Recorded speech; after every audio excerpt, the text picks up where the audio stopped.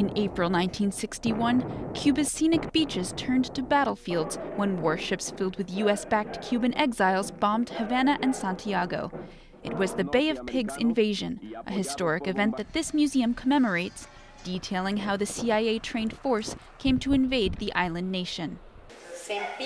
They began recruiting in Florida. They trained in Guatemala, they passed through Honduras, and left from the port of Puerto Cabeza in Nicaragua. At the time, Cuba's ties to the Soviet Union were considered a threat to the United States, and Fidel Castro's brand new regime had nationalized land belonging to American citizens, further angering their neighbors to the north. The Bay of Pigs was set out by the CIA during President Eisenhower's term and put into action by John F. Kennedy. Cuban veterans remember vividly the battle that followed. He walked a little on a sand dune, he climbed into a tank, and he shot at the ship 3 times. Fidel was right up front because he didn't trust anyone. He's a man who can do anything.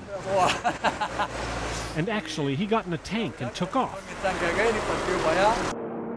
The invasion was a complete disaster. Fidel's army overwhelmed the 1,400 mercenaries within 72 hours. 1,200 prisoners would later be handed back to the U.S. in exchange for $53 million worth of medical supplies and food.